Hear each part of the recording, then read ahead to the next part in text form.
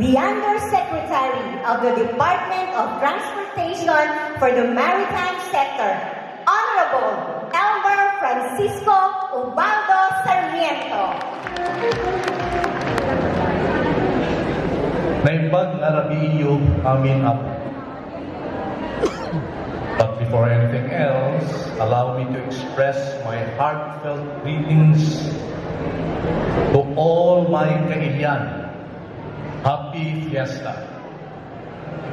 Tonight, we gather to celebrate and reflect upon the invaluable contributions of two significant pillars of our society, the educators and civil servants.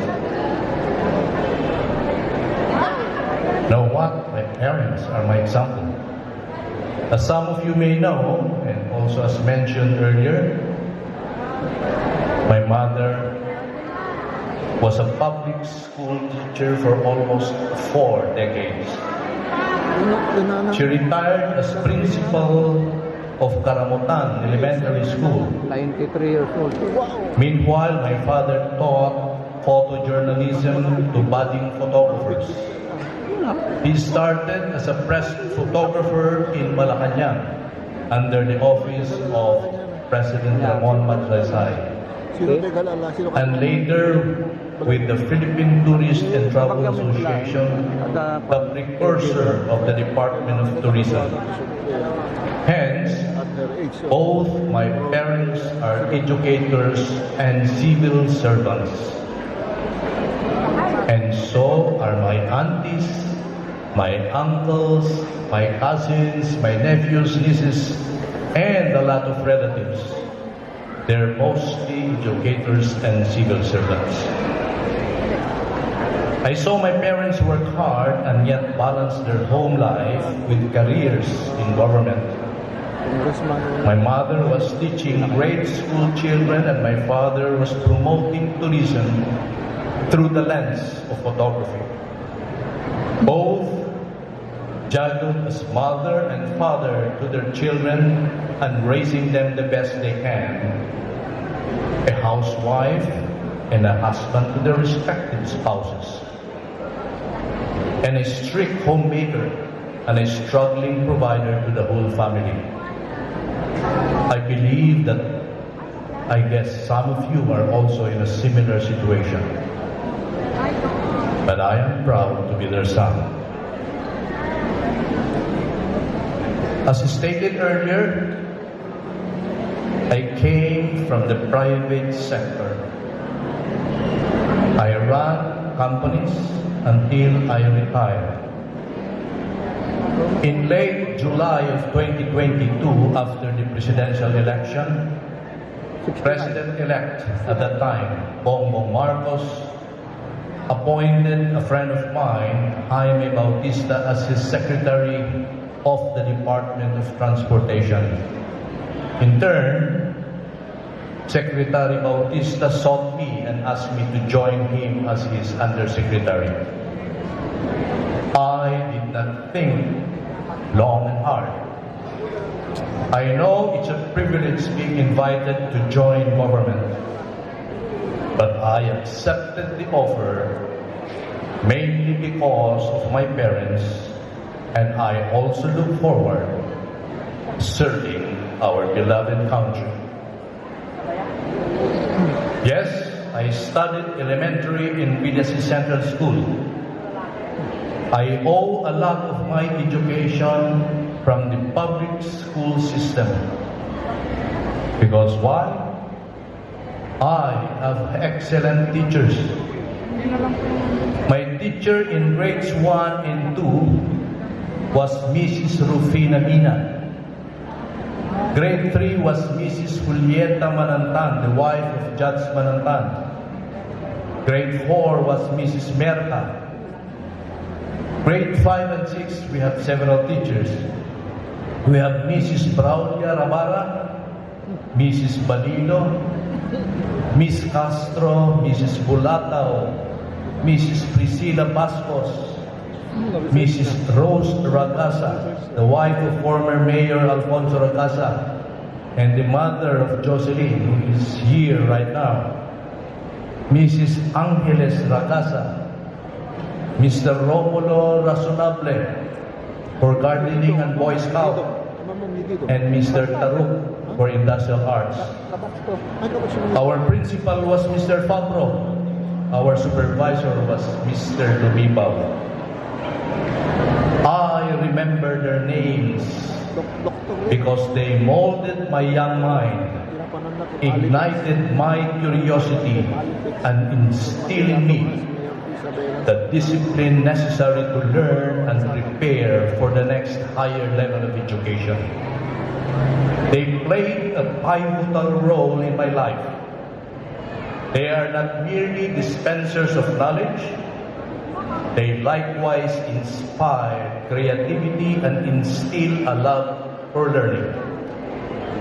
They taught not just academic subjects, but also critical thinking, empathy, and resilience. Looking back, I know in my heart that this town has contributed a lot of lessons that I eventually took with me as I move forward with life. Now, let me tell you about my work in the Department of Transportation.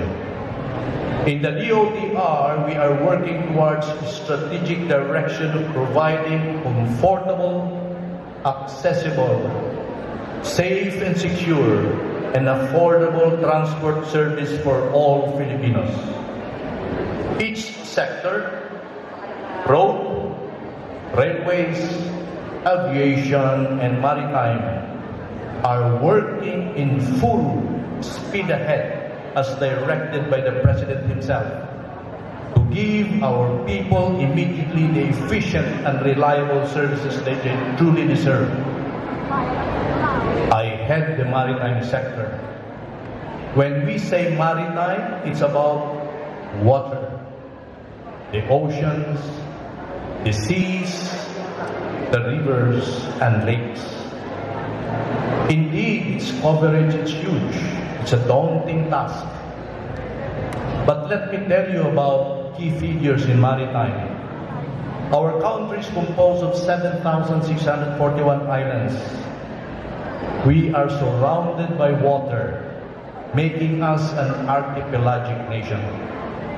We have 36,289 kilometers of coastline, one of the longest in the world. While we have almost 300,000 square kilometers of land area, we have 2.2 million square kilometers of ocean. We have 576,000 seafarers or seamen. Do you know that 1 out of 4 seafarers in the world is a Filipino? 90% of our trade is transported by sea, and we have the most diverse marine habitat in the world. I lead the Maritime Transport Administration of our country.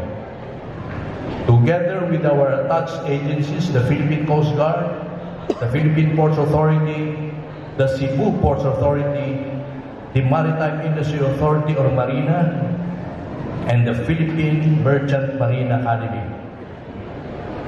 Right now, we are undergoing a massive seaport infrastructure, like the new Cebu International Container Port. It's a flagship project of the President. We are likewise modernizing the Philippine Coast Guard through the acquisition of modern and bigger ships, new aircrafts, helicopters, and new communication equipment. And by the way, what keeps us awake are the challenges we meet every day at the West Philippine Sea. Likewise, we are modernizing our shipping industry. We're encouraging ship owners to replace old and aging ships and are improving the training and education of our seafarers to match world standards. Through this holistic approach, we continue taking significant steps towards achieving a more dynamic, competent, and sustainable Philippine maritime industry. This is in line with our commitment to uphold the values of hard work and excellence in our everyday tasks, because we know our work is instrumental to the betterment of lives of millions of Filipinos. All those values that continue to guide me as a public servant, humility, hard work, and excellence, I've learned them from my parents, who are honed and sharpened by the rich heritage of this town, Villasis, our roots, our home. Truly, it is an honor for me to be a part of this remarkable celebration of our beloved hometown. I sincerely hope that through my work in the government, I continue to embody the values that I've learned growing up here in my town and inspire my fellow public servants to remain steadfast and committed in our work for the benefit of our people, our country, and particularly our town. To all government leaders, educators, and civil servants here tonight, thank you for your light. Thank you for the light you shed through your service. Good evening. Diyos di Alkina, kada kayo amin ako. Thank you. Honorable Elmer Francisco Sarmiento. Thank you po, sir, once again.